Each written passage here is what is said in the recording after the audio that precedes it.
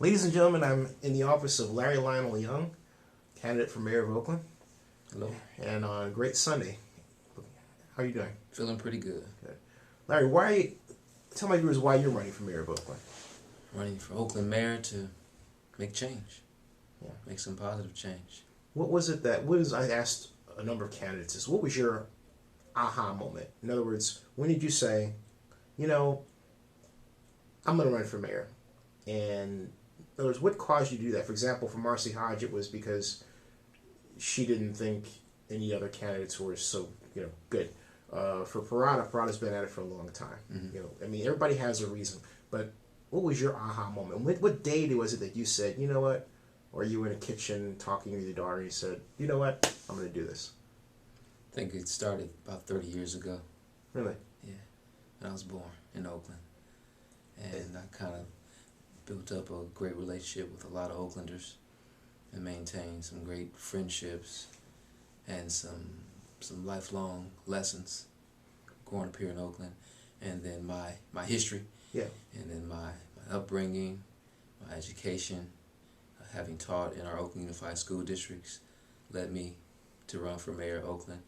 Me having worked in real estate for 5 years and seeing the banks working with banks, helping them liquidate properties, and then working on the opposite side, helping homeowners prevent foreclosure, led me to run for mayor. Looking at our school system, looking at our young people, looking at the amount of inmates that go into prison and who goes in there, led me to run for mayor. Because I did also teach inside of our detention facilities where I saw a lot of brown and black people that looked like me, and it was inspiring for them to see a young person that were their age teaching.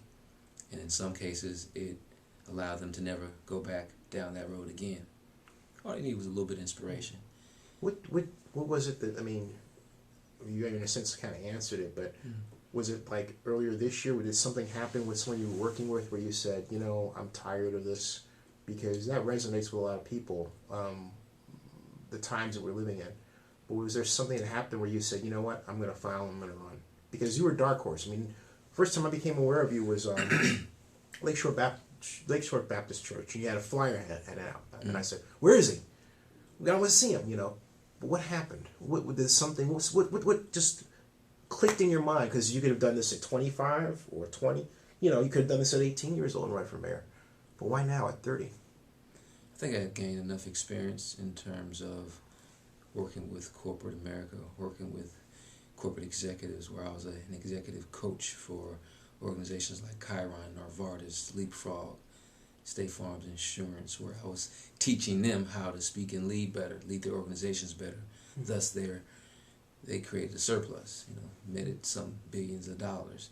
And I saw myself as a Park District Advisory Committee for Emeryville, where I sat on and created plans and brought more jobs to the city of Emeryville, in addition to revitalizing the industrial area.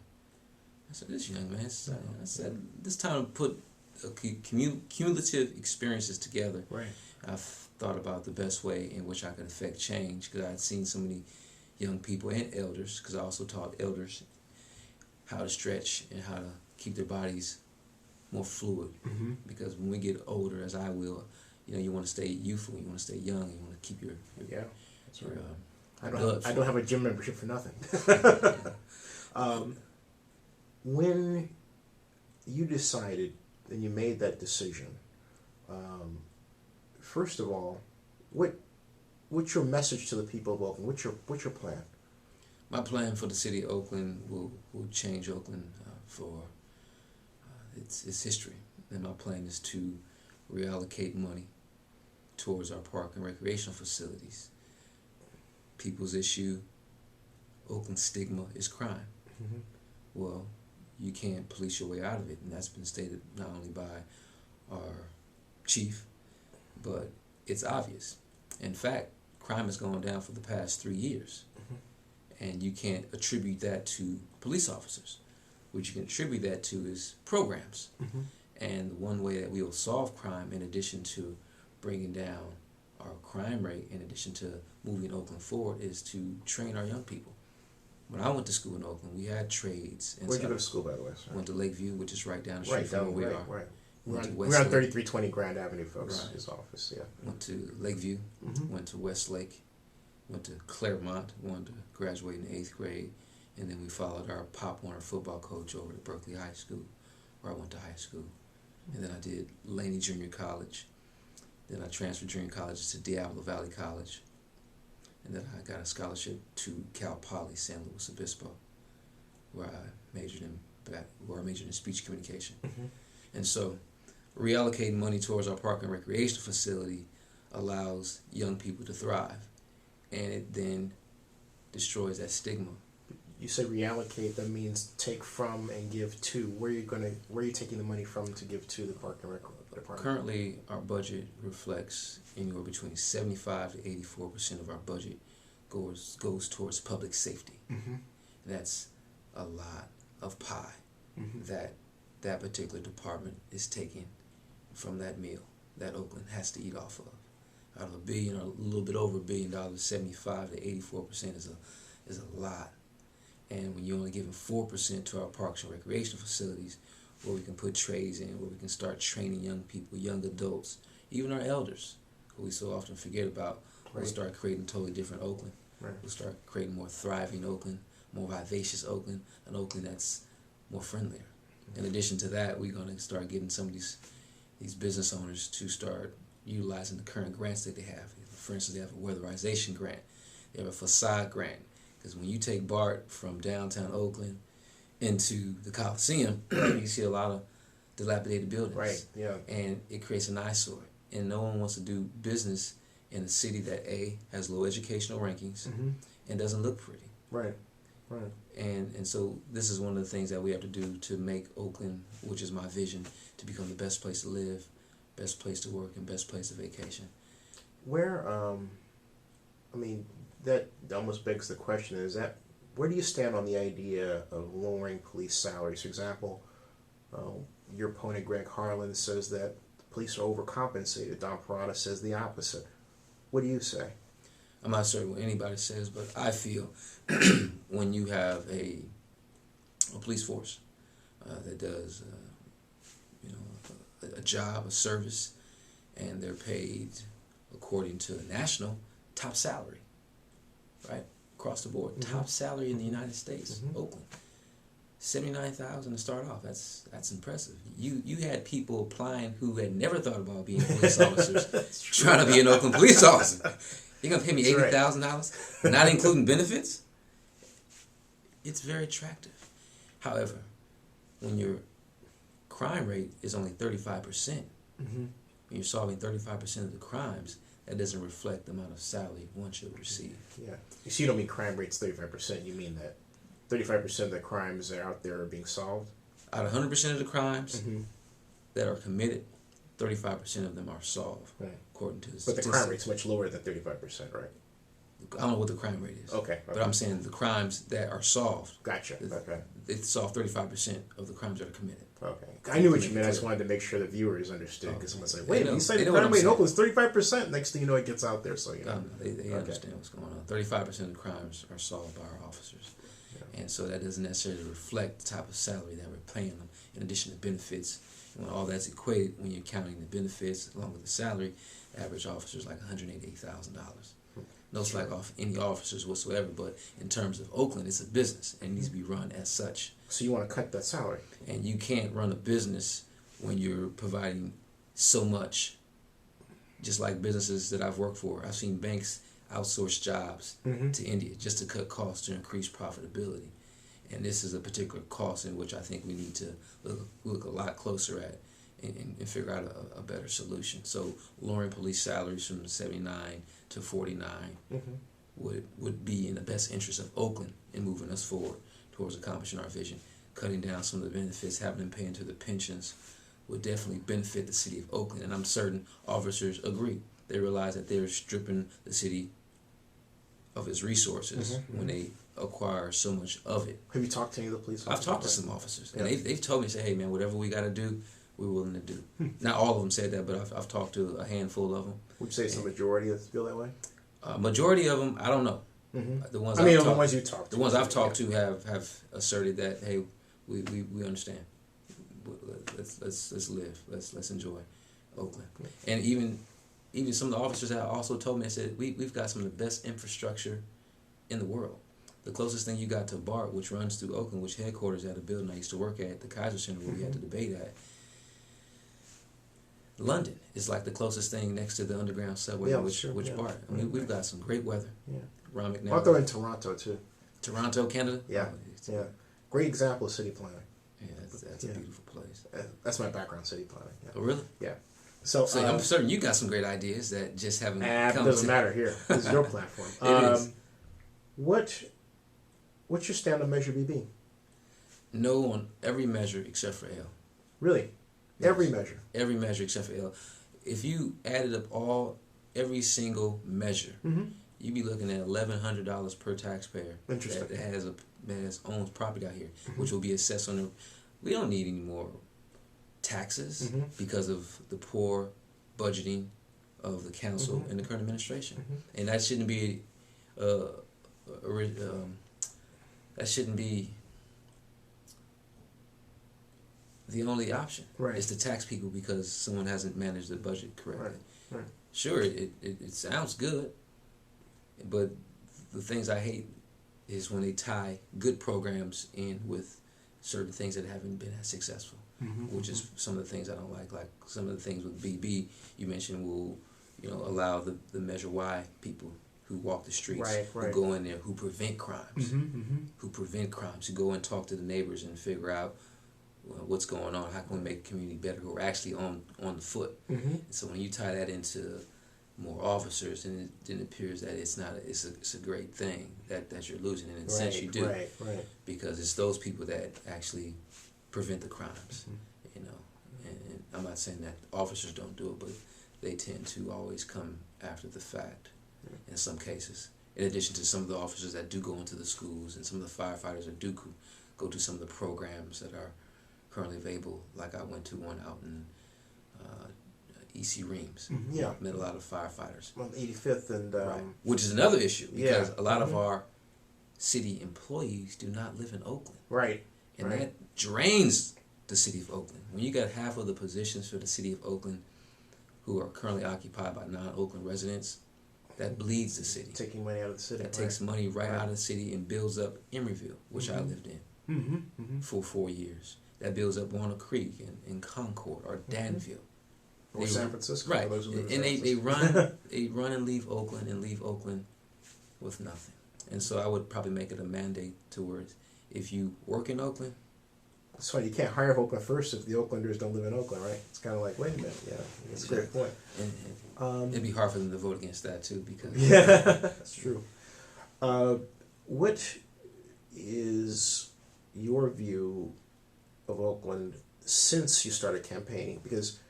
And I asked that a number of people because obviously getting to know Oaklanders and seeing the city as you have, maybe it hasn't changed your view of the city, but I'm curious, has it?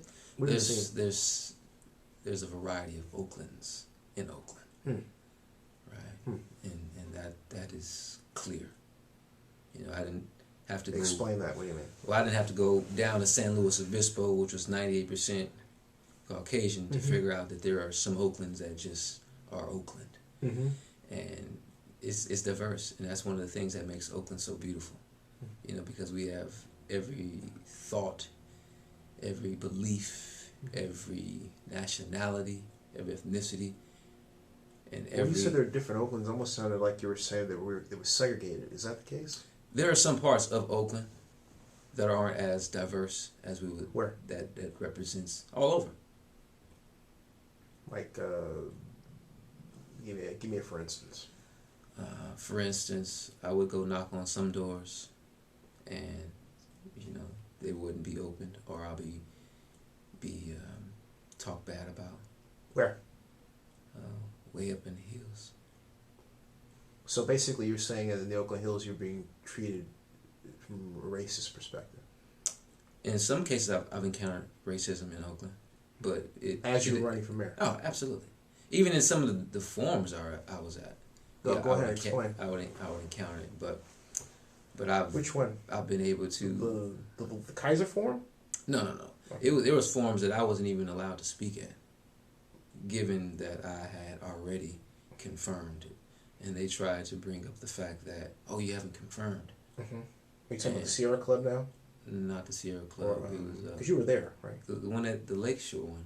Oh, Lakeshore. Where okay. I showed you the flyer, which I sat in, right, remained reticent. The first time I became aware of you, right? Yeah, right, exactly that one. I wasn't allowed to speak at, and it was some underlining things there. I won't say it was racist because I won't say that, but it was definitely some things shaking up. Do you feel that the people that you've worked with have treated you, for example, in the media differently because you're a black candidate? I don't know. But I think we always know. I mean, we do know racism. I tell you this. Okay. I mean, some people didn't. Did the Chronicle talk to you at all? No. I'll tell you this. It's a lot more glamorizing for the news to portray an African American being shot at a BART than it is for a young black man to be running for mayor. That's true. And that's a sad truth. Yeah. They would rather glamorize that than a young man who's trying to change Oakland for the betterment of the city. Yeah, that's true. Well, let's get back to what if you're mayor. Two things. First of all, what kind of mayor's office are you going to have? In other words, and I ask this of all the candidates, structure. What's the office of Mayor Lionel Young going to look like, and how is it going to function? I'm more hands-on. I'm more involved. I'm more assertive. I'm a thinker, and most importantly, I'm a great listener. And I listen to a lot of ideas, and I try to figure out what's in the best interest of the city in terms of pushing this idea forward, in addition to my agenda, which is for Oakland being the best place to work, best place to live, and best place of vacation. So everything will fall around that format. You know, I handle constructive criticism very well, and so I'm open to learning of some of them. I've come across some great ideas. Some people are talking about local. Where's your website? That's the other thing. Local currency. Yeah. You know, people are talking about different ways in which we can make Oakland a better place. That'll be my only criticism of you. Was there no website? Yeah. I thought, it's an online world. Right. You know, people have to find you. We'll talk more about that off camera. But on camera, the A's, the Raiders, and the Warriors. Who all play today, except for the A's. That's right. The Raiders are playing as we speak. Niners already won. Niners won. They set the tone for the Bay Area. The Giants play tonight at 5 o'clock in the World Series. Yeah. But unfortunately, the A's aren't in the World Series. But there will be some. Yeah. They stay in Oakland. Now, which brings me to the question. Where do you stand on maintaining the A's in Oakland, and do you favor suing the Athletics or the city of San Jose for tampering with the A's and trying to get them out of Oakland? How can you sue? Tortious interference. It's very easy to do that. Okay. I mean, look, I work for two mayors. We've done it and almost done it several times. So if we have to use that as a threat to maintain them here, because it does represent socioeconomics, and it will provide jobs, hopefully for Oaklanders, and for years to come, as it has in the past. And so it's important that we keep them here. However, if, as you know, in any relationship, if one party wants to part, right, there's little you can do. And trying to coerce them to stay only makes them go further apart. And so it has to be something that Oakland wants to do. And if they do decide to leave, we've got plenty of other options. There are other teams that are knocking on Oakland's door. To replace the A's? How are we going to do that? There are plenty of teams that want to come. Let's look at where we're situated. Okay. We got the greatest transportation. Right. We've got some of the best climate. Right.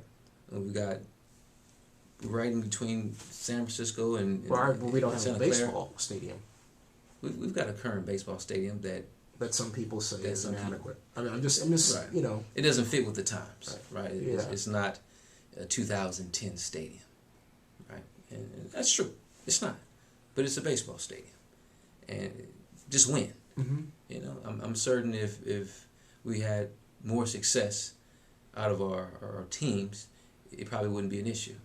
And so you're coupling the lack of success in the past in addition to them wanting more stadiums, and then no one wants to pay another bond measure as we did for the Oakland Raiders stadium.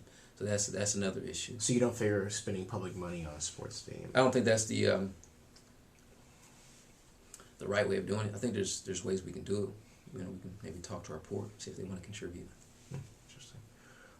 And how do you, or let me ask you, how is the campaign going? I mean, just in general, give us a picture of how the campaign's going. It's going good. I mean, it's moving along. It's endorsements?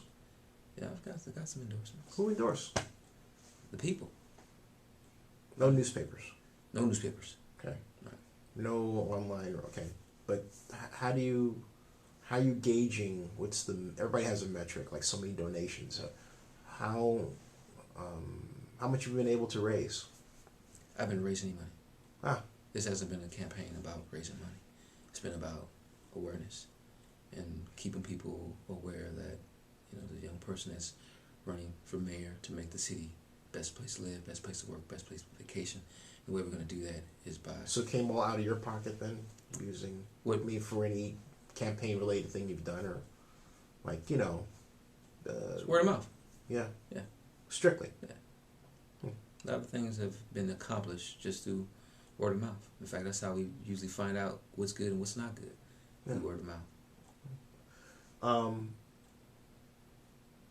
A number of people have, frankly speaking, been very impressed with you as a novice candidate. Mm-hmm. Where do you go? Let's say that the mayor's race doesn't turn out in your favor. Are you going to continue in politics? Yeah. Are you going to? What is that going to entail? Are you going to run again for mayor? Are you going to run for city council? Are you going to lobby to be on a board or commission? What kind of, for example, Don McClay is working out something with Orlando Johnson that they think they're going to unveil this week or at some point.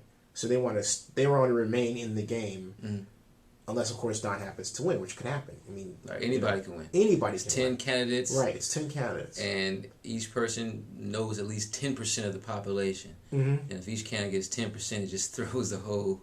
Yeah, that's true. Into a shenanigan, which no one really wants to talk about, which the ranked choice voting does. Mm-hmm. It changes the whole spectrum and the whole ball game, because now you have to figure out where you allocate certain votes, and where you put them.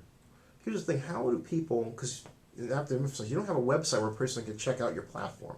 Mm-hmm. How do they know? There's a YouTube video that goes over my platform.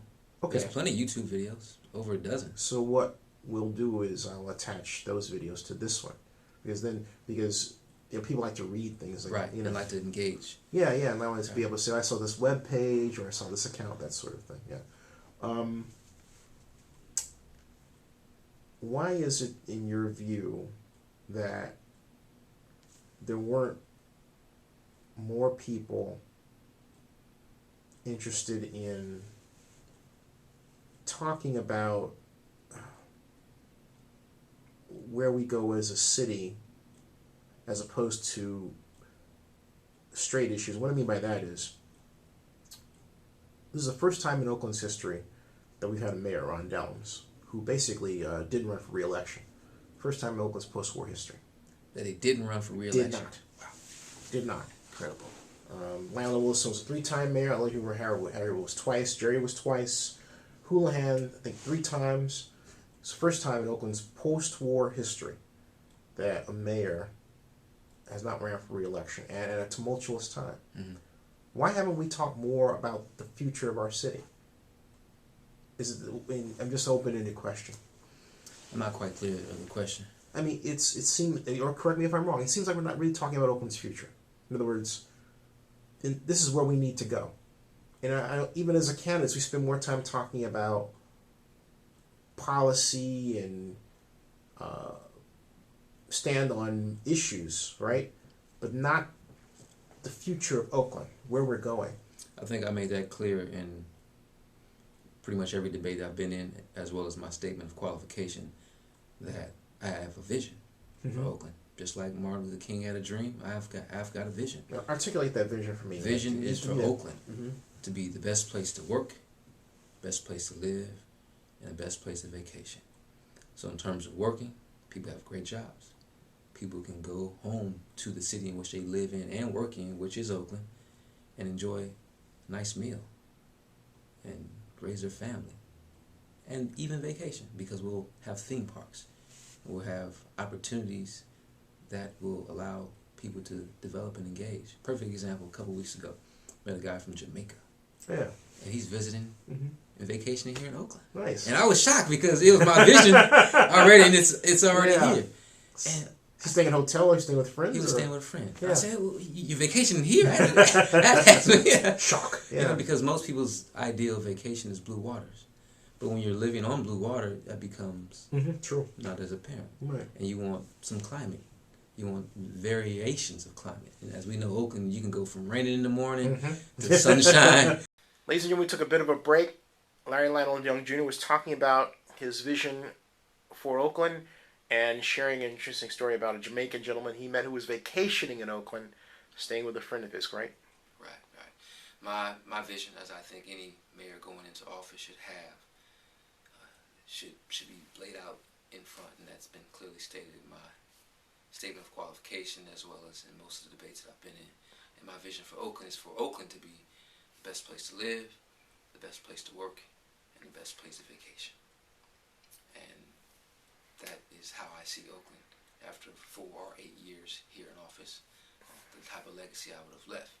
And then just recently, I met a gentleman from Jamaica who was over at Oasis, which is a nightclub here in downtown Oakland.